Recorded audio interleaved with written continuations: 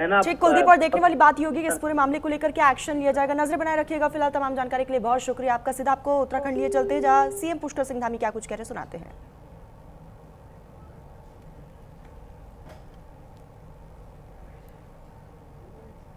मंत्री आदरणीय भरत चौधरी जी, उत्तराखंड सरकार के समाज कल्याण विभाग के मंत्री आदरणीय खजानदास जी, हमारे वरिष्ठ नेता और राज्यसभा के सांसद आदरणीय नरेश बंसल जी,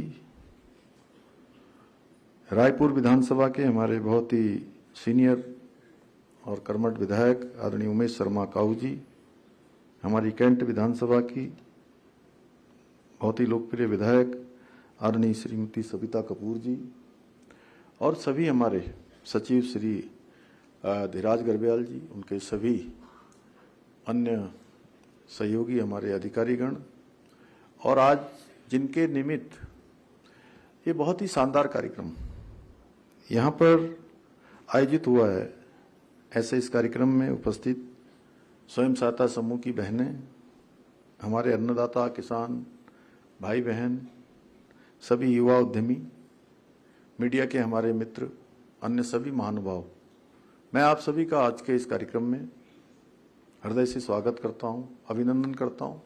जो वर्चुअल माध्यम से जुड़े हुए हैं उन सब का भी मैं आज के कार्यक्रम में, इस कार्यक्रम से जुड़ने के लिए उनका भी स्वागत एवं अभिनंदन करता हूं। और ये आज का जो कार्यक्रम है, ये केवल एक औपचारिक कार्यक्रम नहीं है, बल्कि उत्तराखंड के गांवों में जो सकारात्मक परिवर्तन हो रहे हैं, हमारी बहनें लखपति बनी हैं, लखपति के बाद अब करोड़पति बनने की दिशा में आगे बढ़ रही हैं। और सच में आप सबको देखकर सभी बहनें जब यहाँ पर आ रही थी और उनको सम्मानित करने का अवसर मुझे और हमारे सभी मंचस्थ लोगों को हो रहा था, ऐसा लग रहा था कि आपको सम्मान करके हम स्वयं सम्मानित हो रहे हैं। और यही सकारात्मक परिवर्तन, हमारे जो आत्मनिर्भरता की ओर बढ़ते हुए कदम है, उसको करीब से अनुभव करने, करीब से देखने का एक महत्वपूर्ण अवसर है। और आज ये मुझे देखकर बहुत प्रसन्नता हो रही है कि हमारे गांव प्रदेश के विकास के अब केवल सहभागी नहीं बन रहे, बल्कि अपने पूरे सामर्थ्य, परिश्रम और अपनी पूरी संभावनाओं के बल पर आत्मनिर्भर बनने की दिशा में, उत्तराखंड को आत्मनिर्भर बनाने की दिशा में महत्वपूर्ण अपनी भूमिका निभा रहे हैं। भाइयों बहनों, हम सभी जानते हैं हमारे प्रदेश में बहुत सारी प्रकृति के द्वारा दी हुई हमको धरोहरें हैं, बहुत हमारा आशीर्वाद है।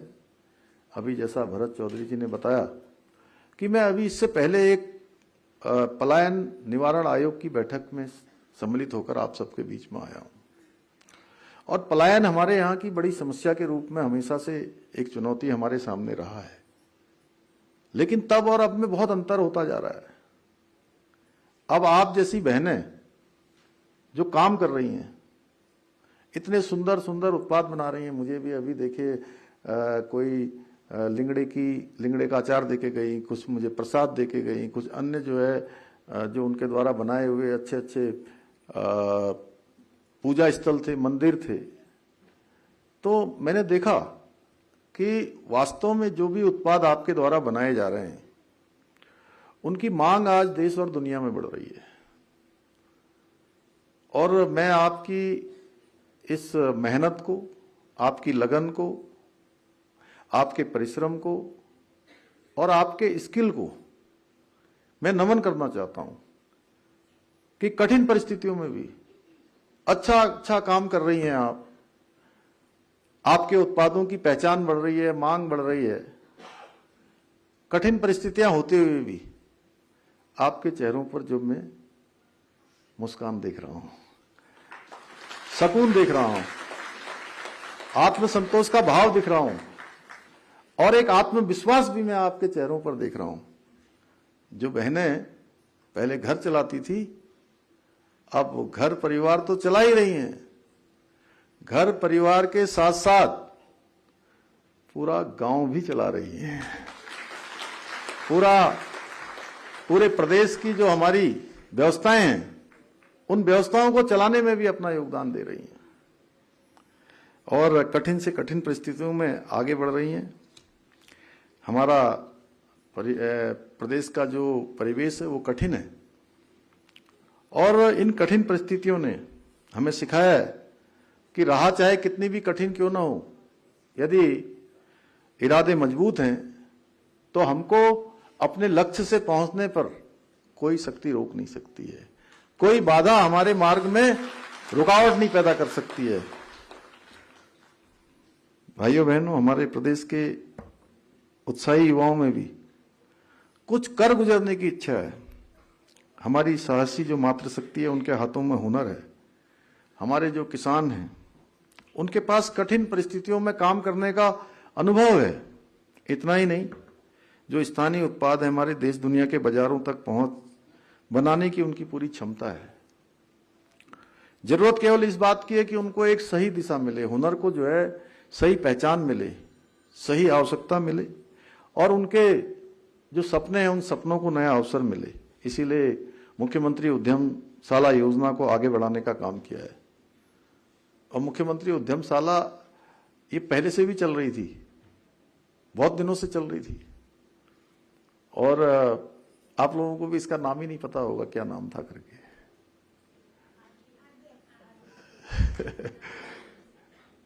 कौन बताएगा? Incubator, rural incubator.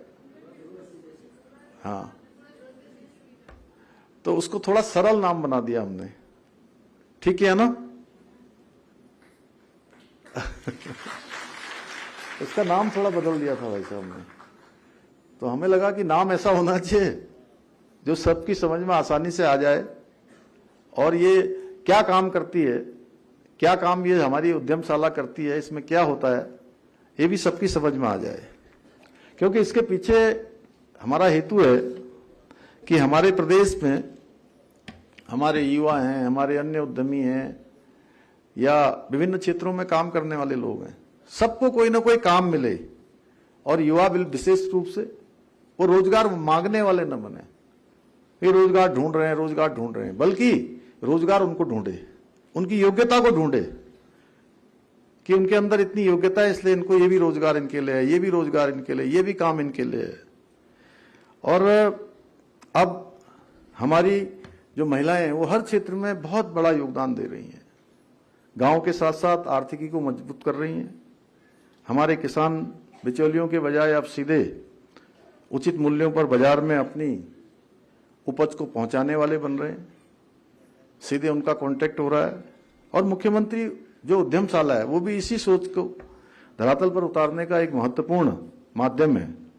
और इस योजना के माध्यम से हमारे ग्रामीण क्षेत्र में काम करने वाले उद्यमियों को अपना व्यवसाय आगे बढ़ाने के लिए, हमारी माताओं को, बहनों को, हमारे नौजवानों को किस प्रकार से उनको एक ट्रेनिंग मिल सकती है, कैसे उनका मार्गदर्शन हो सकता है।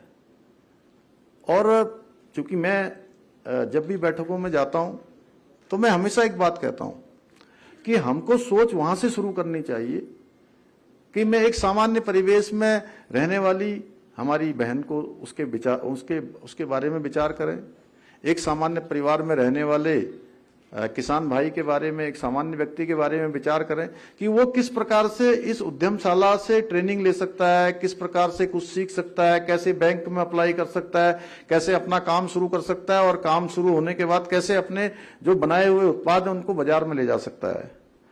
तो ये सभी में मुख्यमंत्री जो उद्यमशाला है वो बहुत मदद करने वाली है। और मेरा मानना है कि सही जानकारी और बाजार की कमी किसी भी मेहनती व्यक्ति के जो सपने हैं, उसकी मंजिल है, उसका उद्देश्य है, उसमें बाधा नहीं बनना चाहिए, उसमें रुकावट नहीं होनी चाहिए। और मुझे प्रसन्नता है कि मुख्यमंत्री उद्यमशाला योजना के माध्यम से अभी तक 13,000 से अधिक जो है उद्यम करने वालों को सहयोग दिया जा चुका है और 8,000 से अधिक महिला उद्यमियों को, 8,000 से अधिक महिला उद्यमियों एवं स्वयं सहायता समूह की सदस्यों को इसमें उद्यमिता से भी जोड़ा गया है और उनको आजीविका के अवसर भी प्राप्त हुए हैं। और ये केवल आंकड़े नहीं है, बल्कि किसी माँ का, किसी बहन का, उसकी मेहनत का, किसी युवा की उम्मीद का और किसी परिवार के भविष्य की एक नींव है, फाउंडेशन है। भाइयों बहनों, आज उत्तराखंड की मातृशक्ति जिस आत्मविश्वास के साथ, सामर्थ्य के साथ आगे बढ़ रही है, वो हम सभी के लिए बहुत गर्व का विषय है। आज जहां एक और प्रदेश में राष्ट्रीय ग्रामीण आजीविका मिशन के माध्यम से 5 लाख से अधिक ग्रामीण महिलाओं को 70,000 से भी अधिक स्वयं सहायता समूह से जोड़ा जा चुका है, वहीं ये हमारे लिए, मैं तो आपकी मेहनत को, आपके मिशन को, आपके उद्देश्य को और आपकी सामर्थ्य को प्रणाम करता हूं कि हमारे प्रदेश की 3 लाख बहनें अभी लखपति दीदी बन गई हैं, जो महिला सशक्तिकरण के दिशा में एक बड़ा उदाहरण है। और जैसा भरत चौधरी जी कह रहे थे कि वो लखपति बनने में ही रुकना नहीं है, अब हमको करोड़पति बनने की दिशा में भी आगे बढ़ना है। और मुझे पूरा खबरों का सिलसिला आगे भी जारी रहेगा। वक्त हो चुका है छोटे से ब्रेक का।